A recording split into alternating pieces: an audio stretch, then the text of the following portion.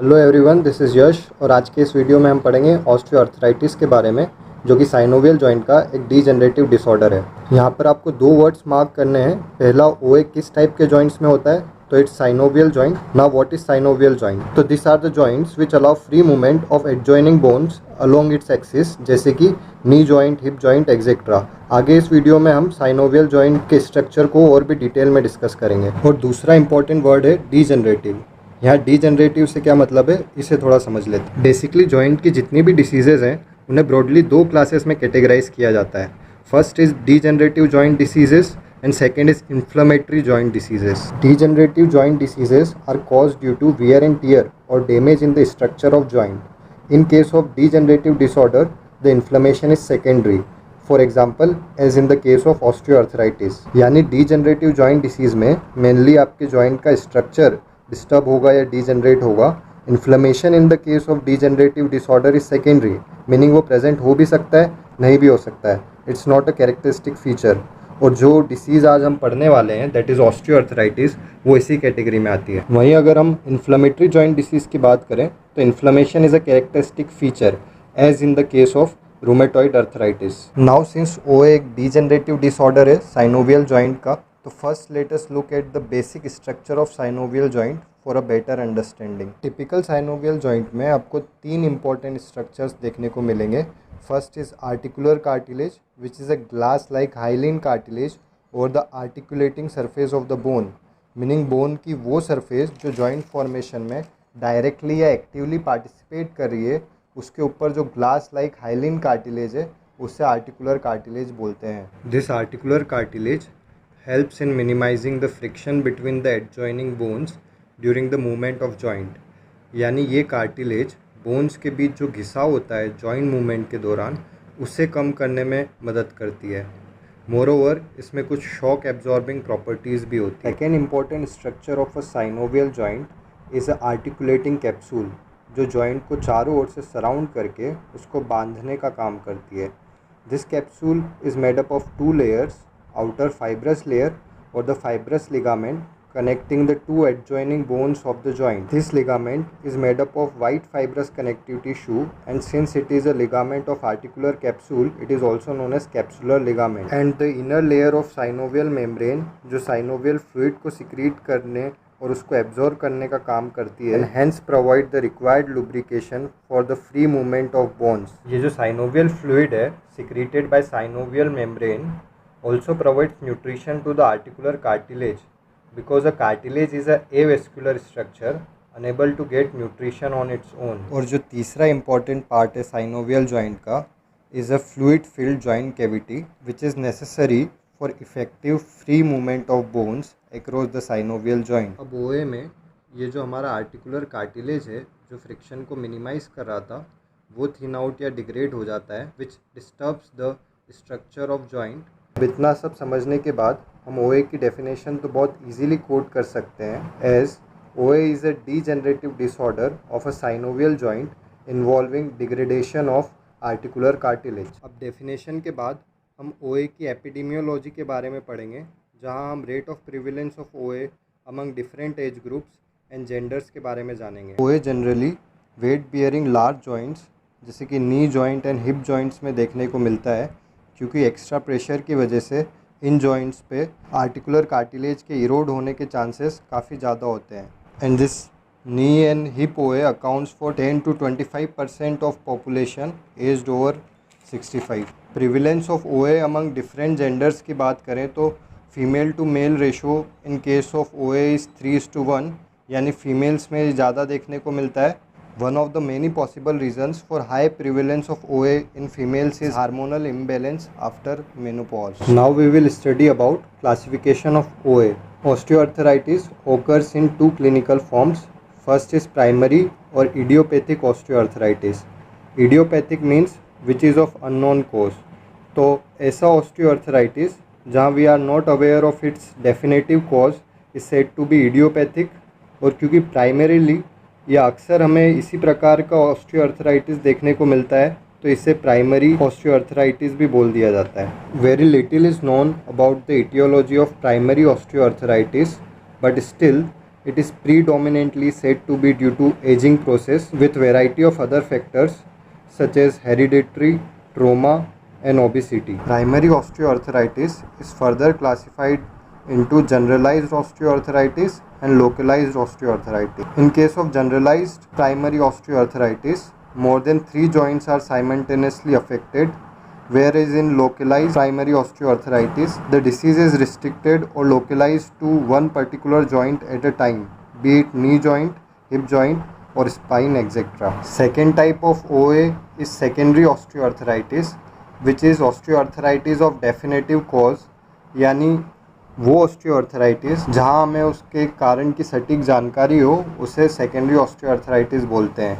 इस प्रकार का ऑस्टियोआर्थराइटिस हमें रिलेटिवली कम देखने को मिलता है, इसलिए इसे सेकेंडरी ऑस्टियोआर्थराइटिस भी कहा जाता है। Secondary osteoarthritis can be caused by variety of reasons such as due to trauma, endocrine causes और osteoarthritis associated with rheumatoid arthritis and gout. Now we will see etiology or causes of osteoarthritis in detail.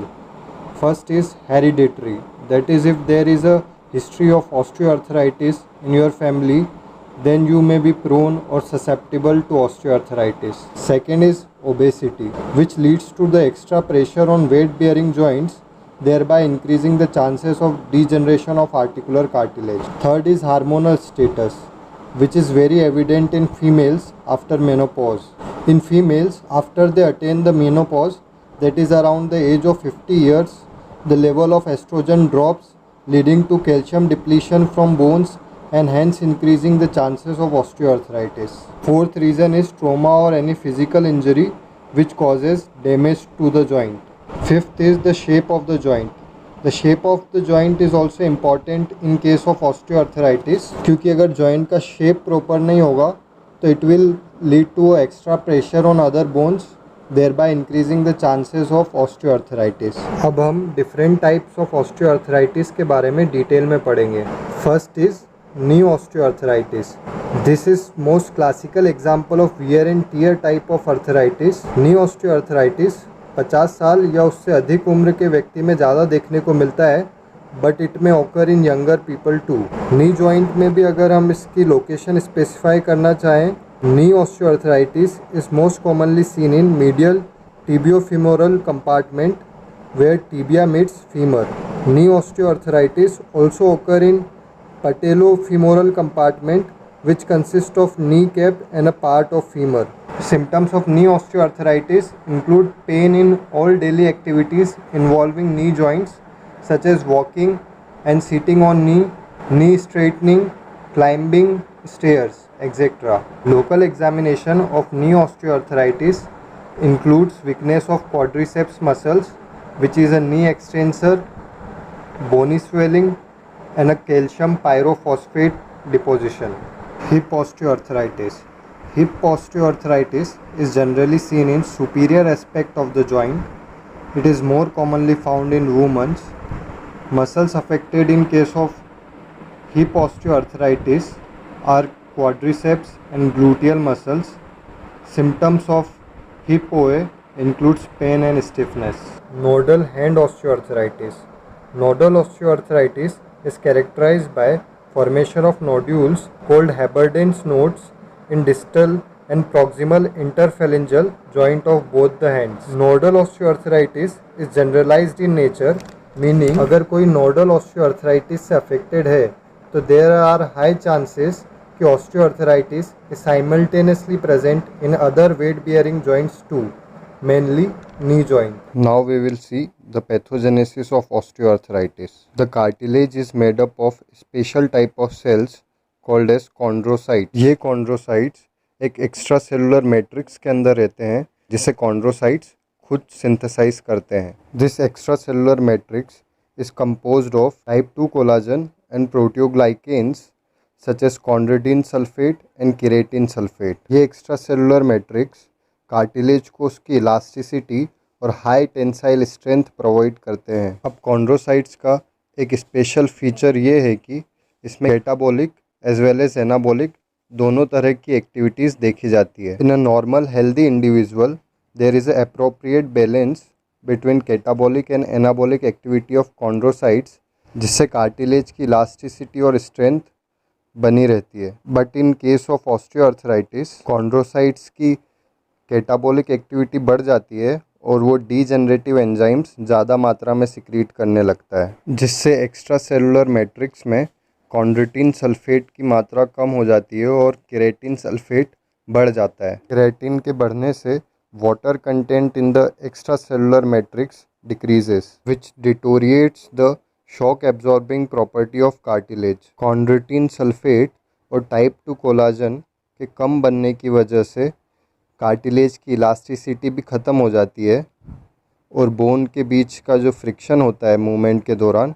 वो बढ़ जाता है। इसी prolonged friction की वजह से joint के स्ट्रक्चर में हमें काफ़ी मॉर्फोलॉजिकल चेंजेस देखने को मिलते हैं, जैसे formation of osteophytes which are abnormal enlargement of the bone over the edge of the bone, degeneration of cartilage, जिससे सबकॉन्ड्रल बोन यानी कार्टिलेज के नीचे वाली बोन एक्सपोज हो जाती है and it looks like a polished ivory. Other morphological changes include stiffness in articular capsule, synovitis, and weakening of muscles. These morphological changes leads to initial pain and stiffness, which leads to further progression of disease. Clinical features of osteoarthritis. Main clinical feature of osteoarthritis is pain and stiffness in the affected joint. Pain caused due to osteoarthritis is relieved by rest. Stiffness in case of osteoarthritis is generally seen in the morning after getting out of the bed and usually lasts for 15 to 20 minutes.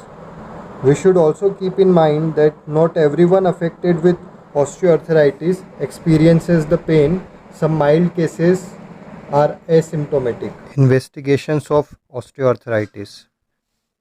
Since this is a degenerative disorder involving damage in structure of joint, X-ray is the most important investigation of osteoarthritis. X-ray of a patient suffering from osteoarthritis has following findings. First is narrowing of joint cavity between the two bones. Second is calcification. Third is osteophytes, which are bony enlargements or growth over the edge of the bone, also called as bone spur. Management of osteoarthritis. Management of osteoarthritis includes muscle strengthening to strengthen the affected muscle, reducing the swelling of the capsule, control over obesity, that is weight loss, therapy to maintain the effective secretion and absorption of synovial fluid which provide nourishment to the cartilage, total joint replacement surgery in severe cases, and corticosteroid injections or heat and cold therapy to relieve the pain. So this was all about osteoarthritis. I hope आप लोग को ये lecture समझ आया होगा. In case of any doubt, please drop your queries in the comment box below. Thank you for listening.